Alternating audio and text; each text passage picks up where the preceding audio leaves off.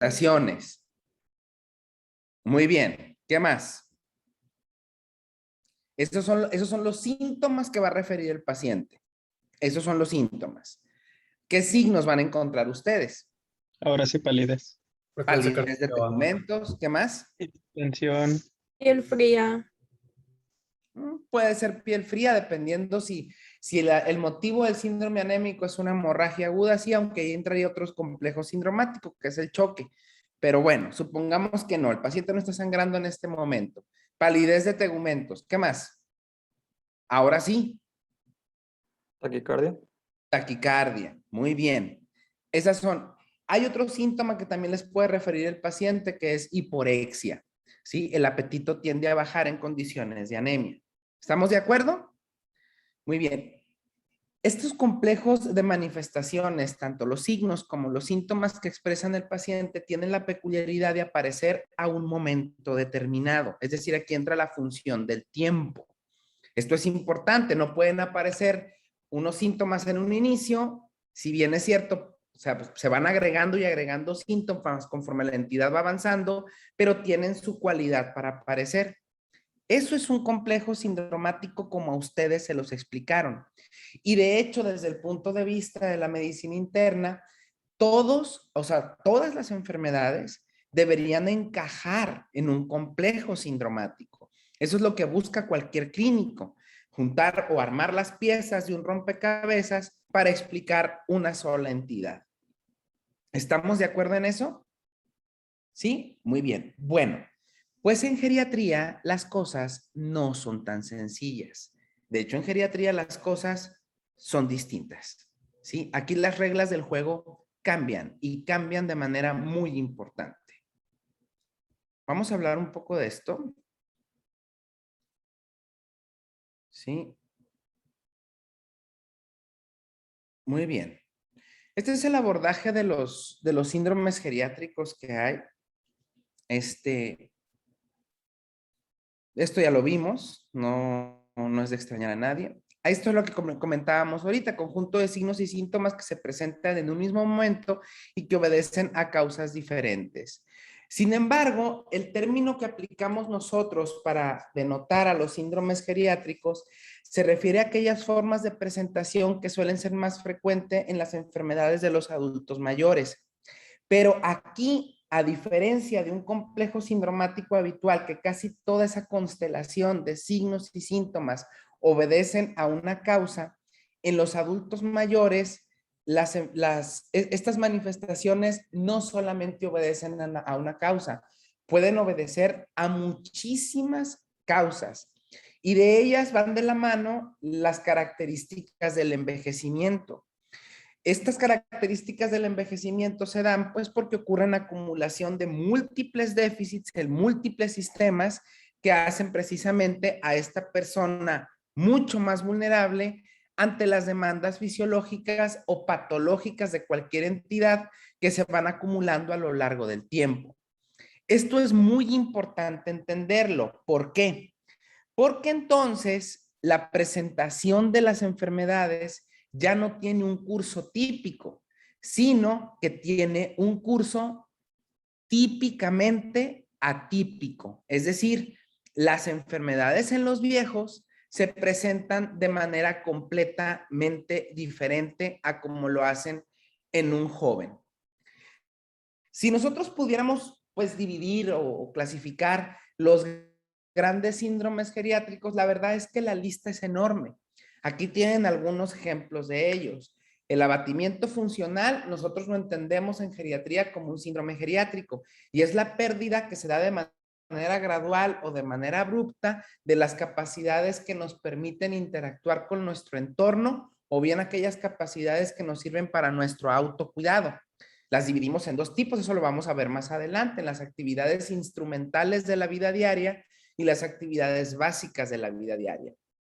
La inmovilidad y sus consecuencias también para nosotros son síndromes geriátricos.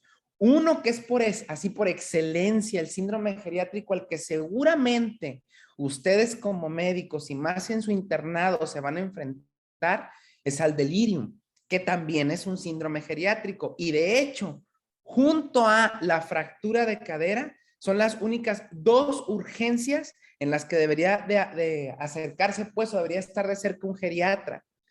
El deterioro cognitivo es un síndrome geriátrico. La depresión nosotros no la entendemos como una enfermedad, la entendemos también como un complejo de síndrome geriátrico. Otro tema que es la piedra angular de la geriatría médica es hablar de fragilidad. Ya verán ese tema. Hablar de fragilidad es hablar de un mundo de cosas y tiene muchísima utilidad, no solamente para la especialidad, sino tiene mucha utilidad para muchas especialidades. Caracterizar el complejo sindromático de la fragilidad en los adultos mayores es de gran importancia.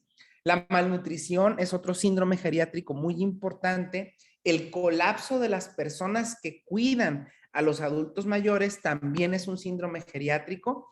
La polifarmacia, los trastornos de la marcha y caídas, la fractura de cadera, nosotros no la entendemos como simplemente un trauma sobre una de las extremidades que generó una fractura. Para nosotros la fractura de cadera es un síndrome geriátrico. Los déficits auditivos y visuales también, trastornos del sueño, incontinencia fecal y urinaria y mareos. Se han descrito aproximadamente cerca de unos 70 síndromes geriátricos, pero les he de decir alguna cosa. Para nosotros existen algunos que son gigantes en la geriatría. Si yo preguntara cuáles son los síndromes geriátricos que hay por excelencia en medicina geriátrica, serían los siguientes: alteraciones de la marcha y caídas.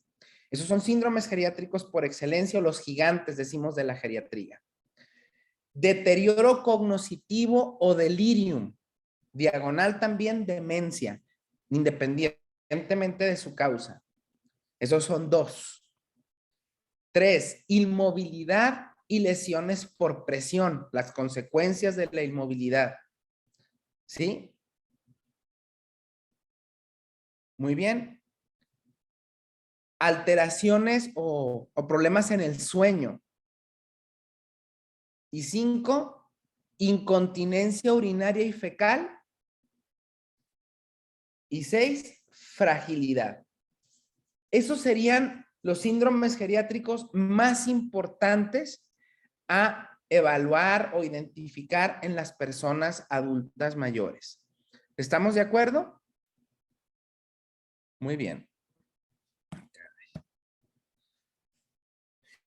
Como les explicaba, a diferencia de los síndromes como generalmente los conocemos, en el caso de los síndromes geriátricos, cada uno de ellos puede ser debido a una o bien a múltiples causas, y a su vez, una sola enfermedad puede presentarse como diferentes síndromes geriátricos.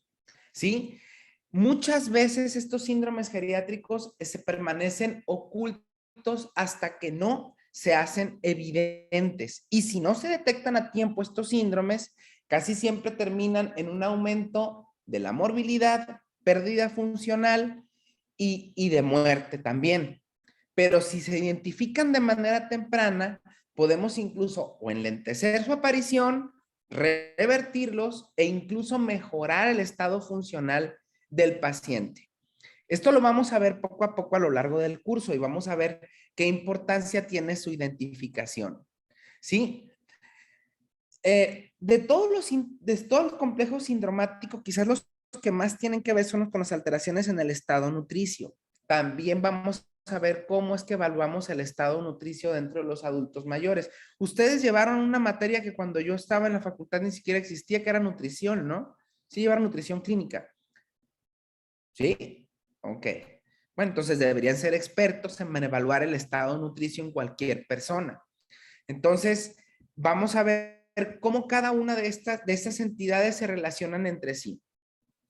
Generalmente hay muchas maneras en las que nosotros podemos ver cómo se presenta una enfermedad. Hay un modelo que se llama modelo lineal de presentaciones de enfermedades. Vamos a poner un ejemplo. ¿Se acuerdan de la historia natural de la enfermedad? El modelo de... Ay, Dios mío, ¿cómo se llaman los que lo hicieron? Ustedes deben de saber más de esto por epidemiología. El modelo de la historia natural de la enfermedad, ¿quién lo desarrolló? Lo de las fases prodrómicas y la clínica, subclínica y ¿Cómo se El resuelve? horizonte clínico y todo eso, ¿recuerdan? Sí. Level y Clark. El esquema natural de la enfermedad de Leber y Clark. El esquema natural de la enfermedad de Leber y Clark, que aplica básicamente sobre todo a enfermedades infecciosas, es el prototipo de presentación de enfermedad de carácter lineal. Es decir, en el que un paciente, por ejemplo, vamos a poner un ejemplo, un paciente con una diabetes mellitus 2 descompensada, con una muy mala higiene, ¿sí? Empieza con un conjunto de síntomas y signos que consisten en poliaquiuria, tenesmo vesical, disuria, fiebre y en ocasiones puede acompañarse hasta de hematuria macroscópica franca. A eso ustedes le llaman síndrome urinario bajo, ¿no es así? Para hacer diagnóstico de lo que posiblemente esté sucediendo con este paciente, ustedes realizan una serie de exámenes de laboratorio y llegan a un diagnóstico etiológico y un diagnóstico microbiológico. Bueno, en el caso de los síndromes geriátricos, las presentaciones no suelen ser así. Hay tres maneras en las cuales los síndromes geriátricos se presentan. Una es de etiología multifactorial. Varias causas provocan la aparición de un padecimiento. Otro es porque un padecimiento tiene varias consecuencias en un adulto mayor. Y el tercero, o que se le conoce como un síndrome en cascada, es donde una entidad empieza a hacer que muchas áreas del paciente que estaban frágiles empiecen a aparecer o empieza el paciente a expresar manifestaciones clínicas. Vamos a analizar cada uno de estos apartados. Hablando de etiología multifactorial y donde hay varias causas que generan un síndrome geriátrico. Vamos a poner este ejemplo, ¿sí? Un paciente que porque tiene demasiadas enfermedades, por ejemplo, que tiene diabetes, que tiene hipertensión, que tiene hiperuricemia, que tiene dislipidemia. Para el tratamiento de todas estas entidades yo tengo que dar muchos fármacos, ¿sí? Algunos de esos fármacos, por ejemplo, las estatinas, se asocian a la presencia de miopatía. La miopatía, ¿sí? Empieza a generar problemas para la movilidad. La pérdida de la movilidad en un adulto mayor empieza a generar alteraciones nutricionales y pérdida de peso. La pérdida de peso en ese paciente adulto mayor empieza a generar abatimiento funcional. Si el paciente ya no puede caminar bien, si el paciente ya no puede salir fuera de su domicilio, si el paciente no puede convivir con el resto de su familia, eso empieza a generar aislamiento y depresión. Muchas causas empiezan a provocar que el paciente poco a poco se vaya fragilizando. La propia enfermedad, etcétera, etcétera. Entonces, muchos padecimientos provocan la aparición de una sola entidad, de un solo síndrome geriátrico. ¿Estamos de acuerdo? ¿Sí se entiende el concepto? Sí, ok. Doctor, Múltiples, mándeme. yo tenía una duda del pasado. ¿A qué se Mm. refiere con abatimiento del cuidador? El colapso del cuidador, doctor. Colapso del cuidador, perdón. El colapso del cuidador, también conocido como burnout del cuidador, es un síndrome geriátrico en el cual los cuidadores principales, luego lo vamos a ver también eso, tienen una cantidad o expresan una serie de malestares en relación con los cuidados que le prodigan a su familia. Voy a poner ejemplos acerca de esto. Si alguien ha tenido un familiar cercano, un adulto mayor, que haya tenido una enfermedad en agudo, que lo haya dejado postrado en una cama o muy debilitado, casi siempre el prototipo del cuidador principal suelen ser mujeres, casi siempre son mujeres madres solteras, casi siempre son madres solteras que no tuvieron una formación, por así decirlo, académica importante y que económicamente son vulnerables o dependen directamente de los papás. Incluso viven con ellos y no tienen otras fuentes de ingreso. Si han tenido familiares así, ustedes podrán darse cuenta que ese tipo de personas casi siempre lucen cansadas, desarregladas, duermen poco y se la pasan quejándose de las demandas de cuidados que les imponen los adultos mayores. Incluso en ocasiones llegan a decir, oye, no sé, lo visita otro hermano, por ejemplo, al abuelito o a la abuelita en cuestión, y le dice, oye, mira cómo está mi mamá, está tirada, mira, no se ha cambiado, ¿no? Y se la pasa llorando. No le hagas caso, es puro chantaje. Cuando tú te vas, se le quita, etcétera, etcétera. Para nosotros, identificar un colapso del cuidador o un cuidador colapsado, deprimido, es importante porque el colapso de un cuidador casi siempre involucra maltrato o negligencia al adulto mayor. Cuando una persona que es cuidadora está cansada y colapsada, casi siempre cuida mal o maltrata a adultos mayores. Déjenme enseñarles algo. Esta fue una radiografía de tórax de un paciente que vi ahora en la semana en área de hospital. Yo identifico que aquí hay una patología familiar muy importante. Llevan al paciente por un cuadro de deshidratación, pero me llama la atención de que el adulto mayor se queja de que trae dolores en el tórax. Esta es su radiografía. Creo que alcancen a ver esas costillas que están ahí. Tiene 90 años.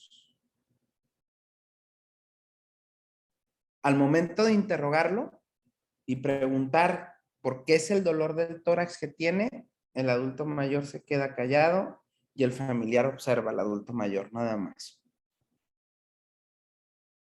¿Sí me explico? Y tú ves al hijo y a la nuera hasta aquí. O sea, el paciente tiene demencia. Y están cansados de que a las 3 o 4 de la mañana el viejito ande deambulando, abriendo cajones, golpeando o azotando puertas, moviendo muebles. ¿Sí me explico? A eso me refiero. Con el colapso del cuidador. Creo que en el programa ya no lo incluí porque es hablar de muchas cosas, pero tiene connotaciones legales. ¿Sí? El colapso del cuidador, yo como geriatra tengo que enfocarme también en la familia, porque de verdad cuidar pacientes muy abatidos es un verdadero suplicio. Los pacientes y los familiares se cansan. ¿Ok? Bueno, a ver, ¿en qué me quedé? Acá. Múltiples causas, por ejemplo, la malnutrición. Un paciente que, por ejemplo, no está bien alimentado va a generar a su vez otros síndromes geriátricos como los que ven ahí. Yo creo que esto no merece mayor explicación. Un paciente que empieza a perder peso, sea de la etiología que sea, no necesariamente tiene que ser por una baja ingesta. A veces enfermedades como un cáncer o un tumor van a generar también malnutrición. La malnutrición produce inmovilidad, la inmovilidad produce abatimiento funcional, luego les dan demasiados medicamentos que para que mejore la alimentación, etcétera, etcétera. Todos estos modelos interactúan. Básicamente a lo que me refiero, que quiero que tomen en cuenta, es que un síndrome geriátrico, a diferencia del promedio en medicina, no obedece a una sola causa, obedece a múltiples causas. ¿Sí? Y este es otro síndrome que es en el que una cascada genera otras manifestaciones y se van haciendo un círculo vicioso. La depresión suele generar anorexia, los pacientes no quieren comer porque están deprimidos. La anorexia genera pérdida de peso, pérdida de masa muscular, eso genera fragilidad. La fragilidad genera caídas, las caídas generan miedo en el paciente a poder caminar, generan ansiedad y eso hace que el paciente se quede inmóvil, que ya no se quiera parar. Si han escuchado ustedes entre familiares, es que mi papá ya no quiere caminar porque es que dice que tiene miedo a caer si no quiere caminar. No se quiere levantar de la silla, no se quiere levantar del sillón, no se quiere mover de la cama.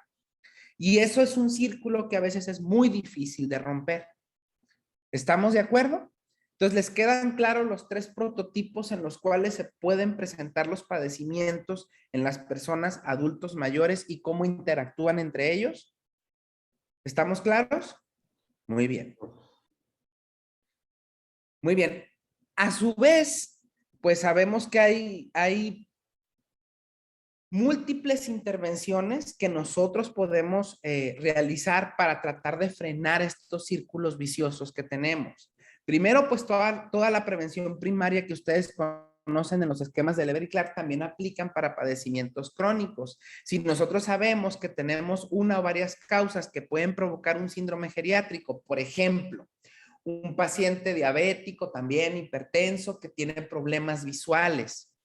ese déficit visual, yo sé que al rato va a provocar aislamiento social, porque casi no ven, o porque casi no oigan, casi no escuchen, va a provocar inmovilidad y va a provocar quizás un problema depresivo.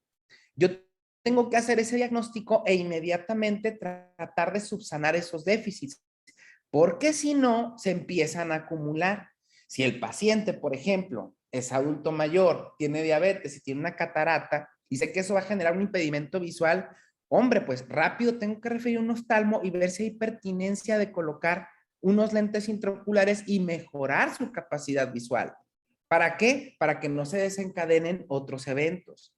Si sé que un paciente está perdiendo el oído, tengo que enviarlo rápido con un otorrino para que el otorrino diga, ¿sabes qué? Si es candidato o no es candidato a un dispositivo, a un auxiliar auditivo externo para mejorar su audición.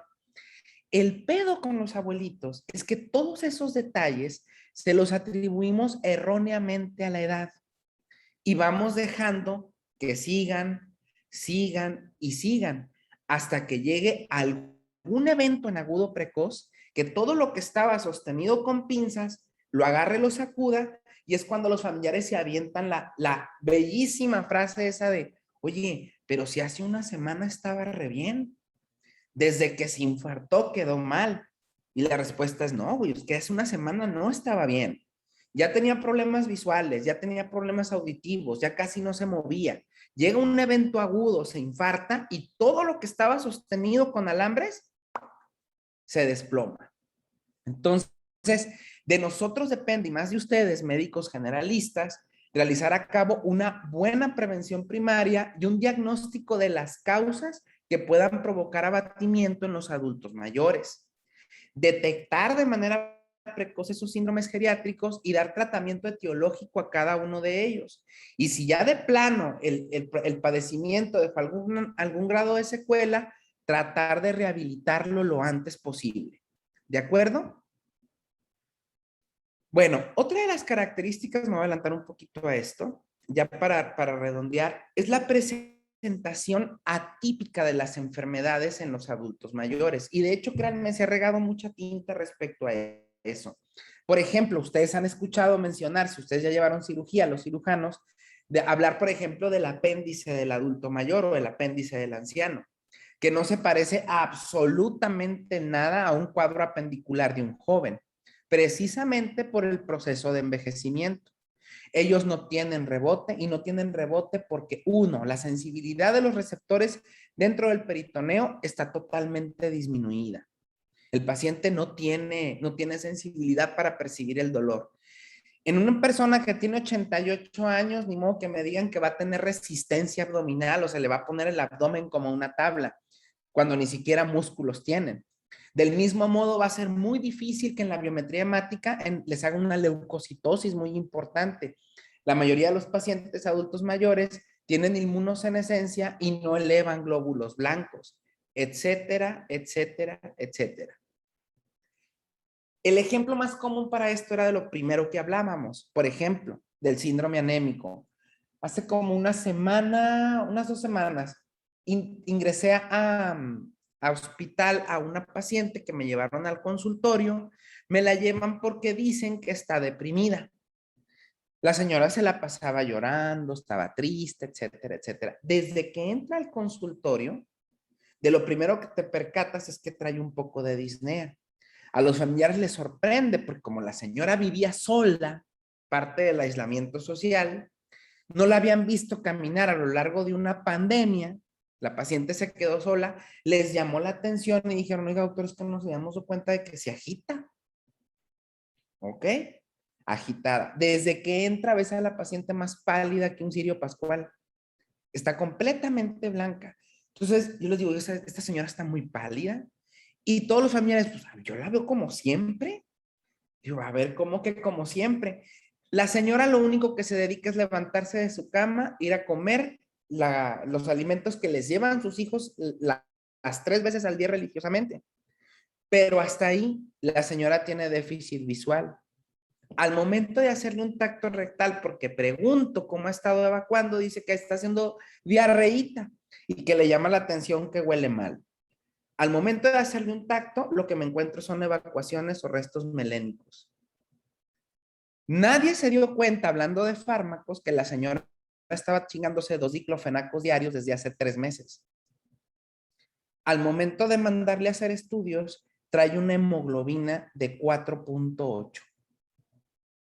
Lo primero que me pregunta el hijo es, oiga, ¿pero por qué no se dio cuenta ella? Yo, imagínense a cualquiera de ustedes con el grado de actividad física que tienen, andar circulando con 4.8 de hemoglobina. A los 8, ustedes van a expresar manifestaciones. A los 8 de hemoglobina. Pero una persona que básicamente camina 3 metros de una cama a una cocina y de una cocina nuevamente a la cama, difícilmente les va a expresar síntomas. Esa es a la presentación atípica de las enfermedades a las que me refiero. Precisamente por los cambios en el envejecimiento, los pacientes no tienen presentación típica de enfermedades. ¿Sí? Entonces, esto suele cambiar. El modelo clásico en el cual los signos y síntomas corresponden a una entidad específica en los adultos mayores, eso sucede en menos de la mitad de los casos de la población anciana. Entonces, la manera de pensar y de abordar entidades en adultos mayores tiene que ser diferente. ¿Sí? Lo mismo aplica, por ejemplo, no sé, se me ocurre pensar en una neumonía. Un paciente que tiene una neumonía, ustedes o alguien joven, tú le das tratamiento antimicrobiano y el paciente responde. Cuando ustedes entren al internado se van a dar cuenta que un viejito que ha tenido 2 infartos, 3 infartos y tiene una neumonía, cuando entre al hospital van a ver que sigue y sigue y sigue con dificultad respiratoria. Y lo que sucede es que la neumonía ahora está exacerbando una falla cardíaca que antes el paciente no tenía, hasta que un proceso infeccioso reta ese corazón a que trabaje mucho más. ¿Sí estamos claros? Otro de los motivos por los cuales la presentación de estas entidades se da son por algo que conocemos los geriatras como viejismo, y lo pueden encontrar el término, el anglicismo, en múltiples artículos, que se llama ageísmo, ¿sí? O viejismo o ageísmo, ¿sí? Y es que la gran mayoría de los médicos también tienen una visión muy negativa de la vejez. Otro de los motivos por los que también se presentan de forma típica las entidades es que los pacientes suelen tener un deterioro de las capacidades mentales. Entonces, no esperen que lleguen diciéndoles, mire doctor, traigo el capítulo 4 del Robbins de patología, o traigo el capítulo 8 de tal o cual libro, ¿no? Los pacientes no llegan así. Y para acabarla, sus relatos empiezan desde los inicios de los tiempos. Y empieza a decirles, me acuerdo cuando Noé empezó a solicitar animales y que se subieran a un barco, etcétera, etcétera. ¿Me explico? Empiezan a relatarles cosas desde, tienen muchísimos padecimientos. Otro de los motivos por los cuales se dan presentaciones atípicas de las enfermedades, o bien cuando los padecimientos ya están muy avanzados, es que muchos adultos mayores no quieren estar a jode y jode a la familia. Entonces tienden a callar síntomas. ¿Quién se me ocurre pensar también de esta semana? Una paciente con cuadros de repente oclusivos intestinales, con constipación y acompañados de hematoquesia intermitente. Hasta que un día no aguantó, estaba muy distendida, le habló una hija, total, la llevan al hospital, le hacen un tacto, la desimpactan, pero sigue mal la señora. La llevan al consultorio, hago otro tacto y digo, pues lo que toco aquí no es excremento, toco una bola. Y al momento de hacer una colonoscopía, se encuentra un tumorzote en la unión recto-sigmoidea. Entonces, pero la paciente tenía así meses, sin decir absolutamente nada. Otro de los motivos por los cuales también se presentan de manera típica las enfermedades es que los adultos mayores no nada más los ve un paciente, un médico, los ven un chingo de médicos, y son muchos médicos que entre ellos ni siquiera tienen comunicación. Cada uno da su tratamiento específico y vienen frases tan terribles como, mire, a usted la está viendo fulano doctor, mientras no toque mi tratamiento, todo está bien. Oiga doctor, pero su tratamiento son 5 tabletas y las del otro son otras 8 y las del otro son otras 4, y entre ninguno de ellos se comunican. Muchas manifestaciones clínicas que tienen los adultos mayores son debidas más a farmacia, ¿sí?, que a veces a enfermedades propiamente dichas. Otra de las cosas también es el desconocimiento del envejecimiento. Esta práctica es muy habitual, sobre todo entre médicos generales. Viejitos con hemoglobinas de 10 y los familiares le preguntan, ¿no? La típica frase, oye, ¿por qué está tan baja la hemoglobina? Y la contestación habitual de los médicos es por lo mismo. ¿Nunca han escuchado decir esa frase a los doctores? No, pues es por lo mismo. Y tú dices, ¿por lo mismo qué, güey? O sea, el envejecimiento no tiene absolutamente nada que ver con una anemia. En ningún libro dice que un viejito está anémico y es normal, ¿sí? Me ha tocado ver pacientes, adultos mayores que tienen proteinuria y dicen, tiene 92 años, señora, pues tiene 92 años. A huevo, miren, en el ego ahí donde dice proteína 20 cruces, pues es por la edad. No, hijo, en ningún libro dice que una persona tenga 120 años debe tener proteinuria de manera normal. Eso no es normal. O se le olvidan las cosas. Andaba llamándole nieto al gato el otro día. Señora, pues es normal, es porque chochea, es por la edad. No, eso tampoco es normal. Si el envejecimiento causara todas esas cosas, puta, imagínense la que nos esperara. Yo tengo pacientes de 90 años que todavía trabajan, ¿sí? Manejan. Entonces, no es lo habitual. O sea, no es algo que sea considerado como normal. ¿De acuerdo? Todos esos factores hacen que exista esta presentación, pues, por así decirlo, atípica de las enfermedades en los adultos mayores. Hay muchas manifestaciones de problemas que casi siempre tienen solución, ¿sí?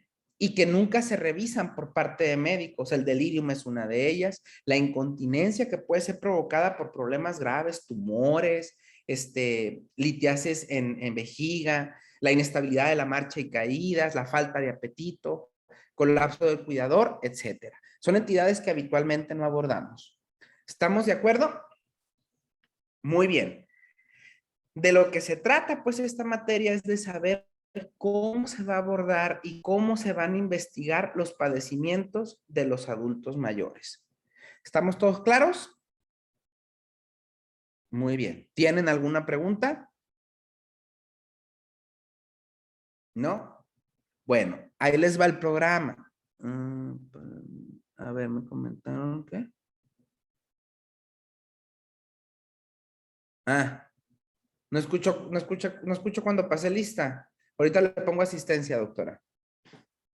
Muy bien. ¿Preguntas, dudas o comentarios? ¿Nada?